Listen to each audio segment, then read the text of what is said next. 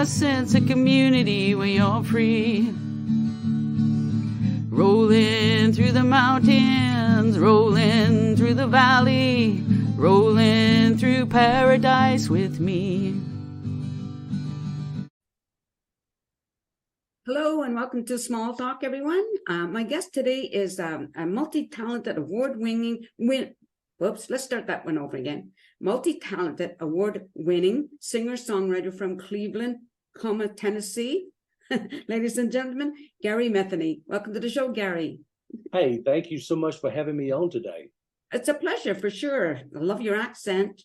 Well, you know, everybody does. I used to work with a company up in New York, and when I'd call in before I'd hang up, they'd say, "Hey, who wants to talk to Gary? Who wants to talk to Gary?" That's pretty cool. So now let's go back in time. When did you first become interested in music? Oh my goodness! When I was a little boy, about 3 years old, I used to stand out in the yard with an old guitar, not knowing how to play, just banging on it, singing "You Ain't Nothing But a Hound Dog." And I always loved music. My dad took me to run some errands one Saturday morning, and when I got to the cleaners, the man said, "I'll give you $quarter if you'll sing 'Ain't Nothing But a Hound Dog." And I was too shy to do it. Then I turned around and thought, as I got older, I could have been a professional at 3 years old, getting paid for it, you know. That would have been something. No, okay, so then from there, let's move forward now, okay? So you have this interest. What did you pursue the guitar itself, later on?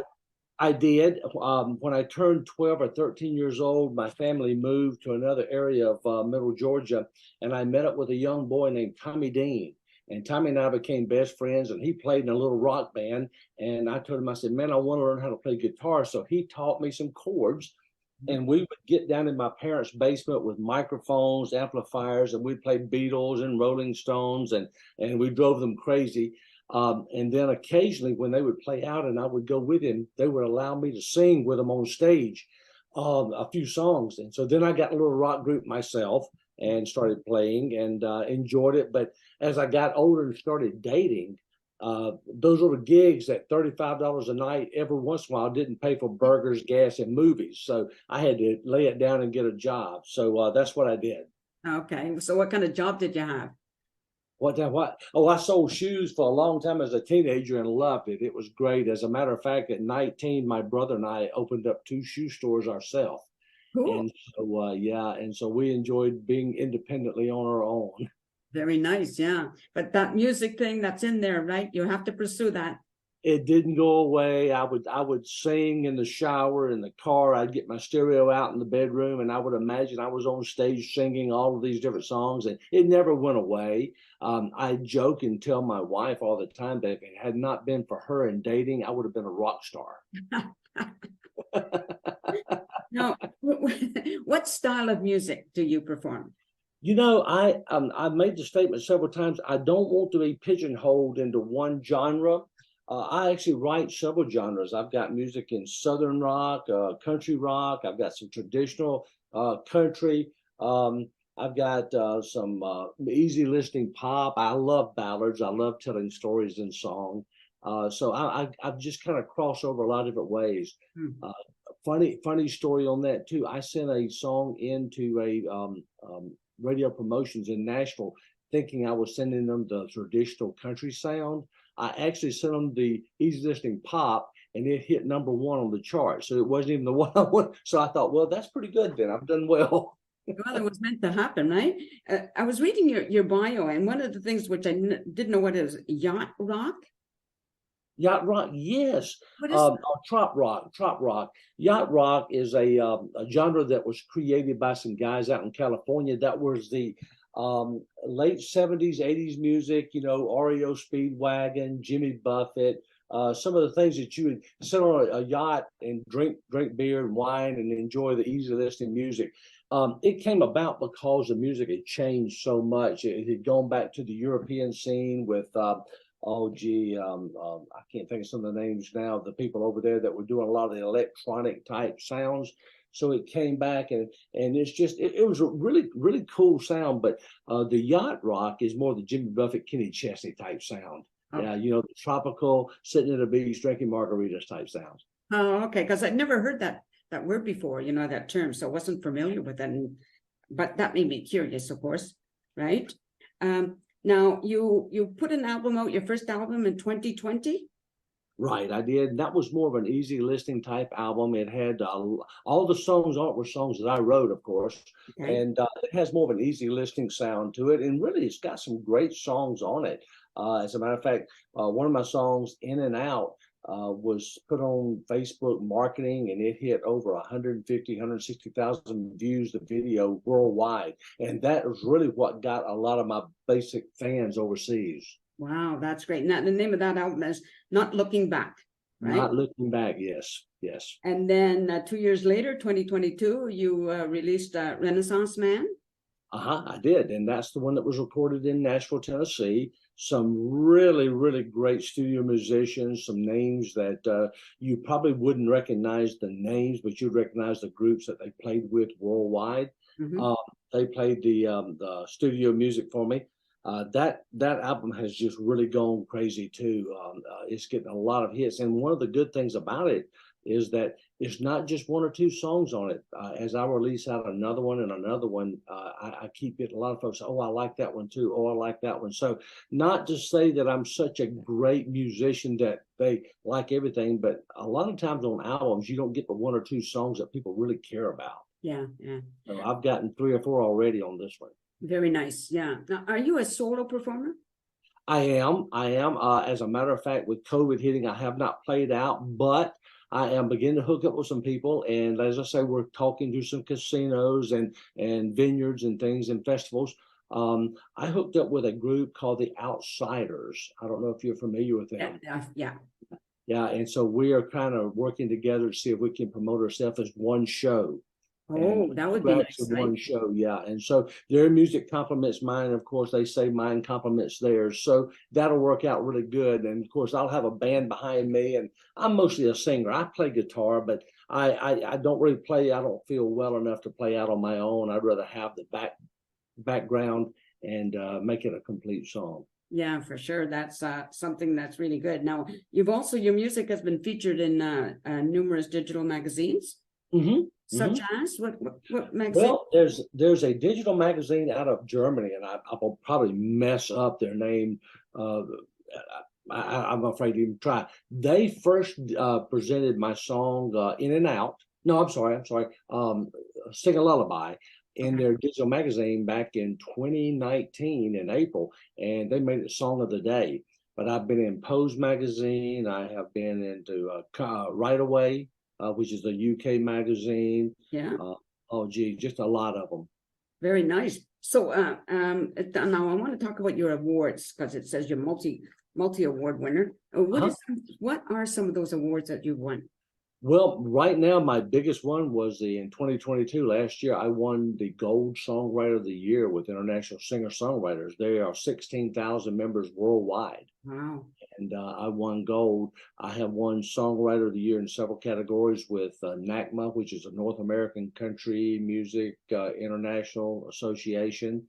I have won Best Song World Artist the first month my song Solo dos Gatos came out, and that is out of Australia. Also, about 2 months later, I won Best Song Country for Exit 10. Right now, I've got Academia. I don't know if you're familiar with Academia out of Los Angeles. No. They are a music company, and I won Solo dos Gatos won March of last year, the song in the pop category, and I am up for Song of the Year in the pop category this next month. And also, they have nominated me for Hall of Fame because the song did so well.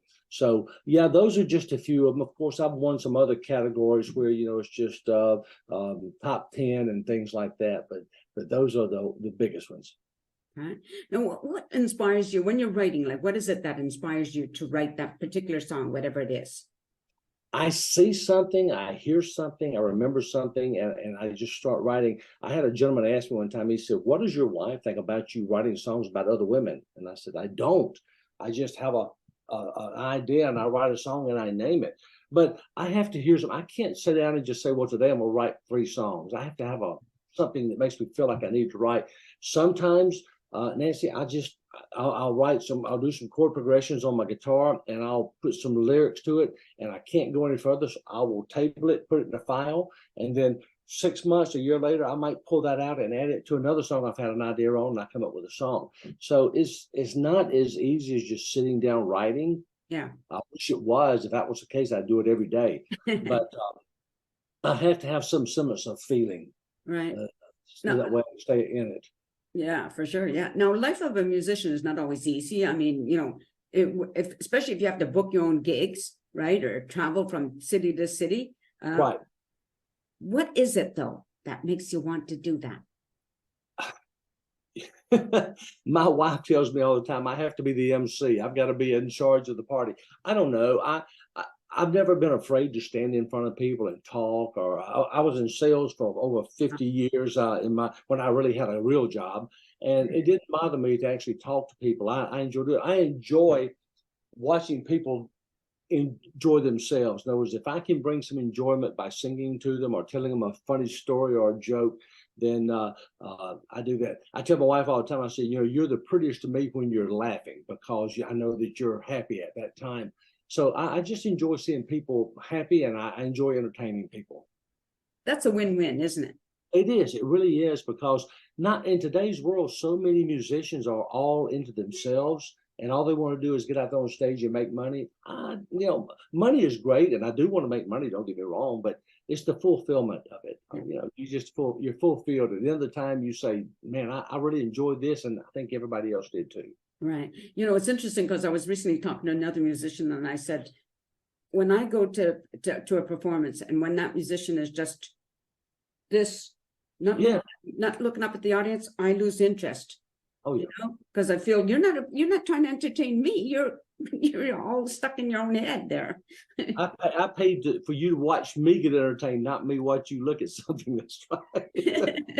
Yeah, you want to engage your audience, right? That's right. You want to engage the audience, and that's why being a front man in a group is so important. I mean, and too, it's also it's something that you're given. It's a gift. It's not something that you just learn. It's a gift. Right. Yeah. Now you mentioned your wife, so I just want to, if you don't mind, asking a couple of things, like when and where did you meet? Oh my goodness, that's such a beautiful story. Oh, nice. I had a date with a young lady when I was 15 and had no driver's license, and my best friend had license and no date. So through another friend, we hooked him up with my wife as a date. So when we went to pick her up, I asked her, I said, "How long have you lived here?" She said, "All my life." I said, "Well, I used to live around the corner from you when I was about 3 years old." And she says, "Really?" And so our family didn't know theirs, their family didn't know ours, but we lived in the same neighborhood. And so we talked all night instead of with our dates. And about 2 weeks later, I called her up and said, "You want to go out this weekend?" She says, "With who? You or somebody else?" I said, "No, me." So we dated for 4 years, and this September we'll be married 51. Congratulations. That's pretty awesome. Thank you. Yeah. Right. So we were high school sweethearts, if you will. What a nice story. I do like stuff like that. And I do like when people tell me their relationship lasted through the years, I just think. I've got 2 children and 6 grandchildren and just happy as a lark. So well, very nice. So that's what keeps you writing here. Exactly. Right? Exactly. So now, so do you have anything? Now this is going to be aired. Hold on, just let me check the date, because I don't want to have you talk about a date after this airs. Before this airs. So this should be airing around the 10th of July. So do you have anything coming up after that? Just the awards programs that I've got going on. I've got 2. We've got the ISA Awards going on, where I'm a presenter this year in August. We're trying to book some things for early next year. Some casinos, most everything's beginning to be booked up for this year. I just released a new song called "He's on a Trip." It's about a homeless Vietnam vet, and it was written to draw attention to the problem with the homelessness in the Vietnam veterans era. That's the area I grew up in. I had friends that went and come back home, some didn't. And so it's getting pretty good reviews. As a matter of fact, last Friday, the Vietnam Veterans of America, they actually put the song link and a little bio about me in their newsletter and sent out to over 50,000 vets. So we're trying to get some moving on it. And there's some other things that's coming down the pipe that I kind of have a beat on, but nothing really concrete. So I'd be afraid to say anything until that time. However, I just had some of my music placed on Carnival Cruise Line's entire fleet. They will be playing some of my music on their ships. Right. By the way, speaking of that, would you ever, if you ever got invited to perform on a cruise, would you do that? Heck yes. A heartbeat. Yeah, matter of fact, I love doing karaoke on the ships when I go on it anyway. So. Pretty cool. Speaking of the vets, I have a friend who well, we've never met in person, but I've interviewed him a number of times. He's from Michigan, and he does a lot of fundraisers for the vets and children and stuff like that, you know. So I understand it's a very important thing. As a Canadian, we don't have that same kind of, I mean, I know there's one of my family members was in a Korean War, but you know, we don't have that same, I don't know how to word it, with the vets that Americans do, you know. Well, there wasn't any protesting during the Korean War, and it was during the Vietnam War, and it was really bad. And like I say, I was a teenager during that time, and I remember all of it going on. And so this song came to me, and I thought, well, I'll write it and see how it goes. And so far, it seems to be getting pretty good reviews. So that's nice to hear, for sure. Yeah. Now, I'm just reading something that's just caught my eye right at the moment. There's you're a storyteller, not a liar, a storyteller. There's a distinction there. We all know that. That is Lee Jordan. Lee Jordan is a friend of mine I went to high school with, and he's a professional musician. He retired now, but he and I have done some music together. We actually wrote a song together called Back Where I Belong, which is being premiered now around the world through big records, my team. And Lee is a good guy. Lee will call me up and say, hey, I've got a guitar riff. I need some lyrics. And he and I'll work together. He'll have some lyrics already in mind. I'll work together, and we've done some things. So he's the one who actually got me started back in it about 6-7 years ago. I wrote a poem about the traffic in Atlanta. I'm from Middle Georgia originally before I moved to the city.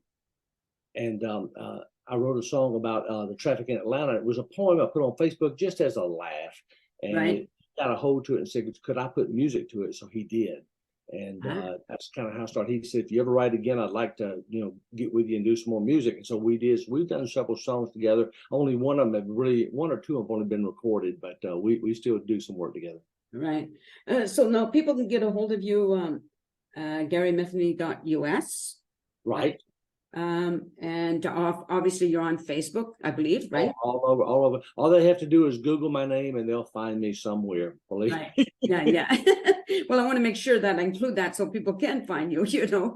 Right? It's always, because if they see it written, it's sometimes easier when we're just sort of talking about, where can go so true to find you. So I think now I'm hoping I covered everything. Wait a minute, Al. Hold on, I've been in this thing called the music business for a long time now, right? Did we talk about that at all? Well, that was I think that was Brian Hedges. He made the statement. He'd been in music for a long time, and he was saying that he was a real big encourager as well. I kept telling him, I said, man, I don't know if this is going anywhere, and he said, just hang in there. And so one day he called me. He says, you don't call me for advice anymore. What's wrong? I said, I'm so busy in front of the computer. I don't mean to slight you, but he said that he's been in it a long time, and he gave me a really good review that my music is good and people like it, and I'm real pleased with that. I don't want to ever get to the point to where if a songwriter or somebody up and coming contacts me and wants some advice or help, I can help them. I'm not the smartest guy in the world, but I can help them with what I've known from what I've done. Right. I hooked up with a young guy that was in the recording studio the last time I went in to record, and he's been back and forth saying, hey, can you help me with this? Can you help me with that? Another guy's a songwriter. He's not a singer. He's asked me to help promote his music. So I'm always willing. I don't want to get to the point where I think I'm so big and good that I don't help someone, because I've asked for help and these people shun me, the ones who are big names. So I don't want to ever do that. I want to help. I'm glad to hear that, because I think, there's nothing wrong with being generous with our time, whatever form that takes, right? Right. Yeah. One final question. Now, you mentioned going to Tennessee to do some recording. What is it? Because other musicians go there to record their songs. Why there? In Nashville? Sorry, Nashville. Yes. Yeah, well, because Nashville has got some of the best musicians around. As a matter of fact, one of my musicians has played with people like the Dixie Chicks, all over. Yeah, and these guys they bounce around Nashville all day long in the studios, just doing session music, and they get paid good money for it. They don't have to travel; they're home every night. Right. But Nashville has always been a mecca for music. New York and California tried to take that away, but they get more into the recording. But when you go to musicians, you can go to Nashville and find good musicians. You can go to East Tennessee, where I'm living, and find musicians that are just fabulous. Most of them just don't want to do anything but play. They're not interested in becoming famous or making money. They just enjoy playing. Yeah, for sure. You got it. But even if think when you're doing something you enjoy, getting paid is a bonus. Oh yeah, Right? yeah, absolutely. Yeah, when you get paid, it's a bonus. It's good. But if you love it, you just want to do it. Just want to do it. And we're going to end it there because that's a good spot to end it. So just stay on camera. To the audience, thank you everybody for watching the show. You've been listening to Gary Matheny. I'm going to include his information if you want to look him up and maybe hire. I don't know, whatever it is. And musicians, they in order to get their songs going, people need to buy their their records or with their CDs, however they're put out these days. I was just thinking records like the old LPs, but I'm not doing that anymore. Anyway, take care everybody. Thanks again for watching the show and peace out. A sense of community till the wax a place to be. A sense of community when you're free.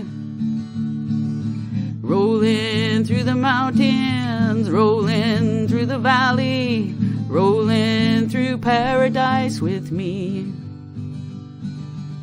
It's multicultural, you're sure to see it all. Chilliwack's the place to be, you'll see. Come party in the park, go dancing after dark. Chilliwack's the place to be, you'll see.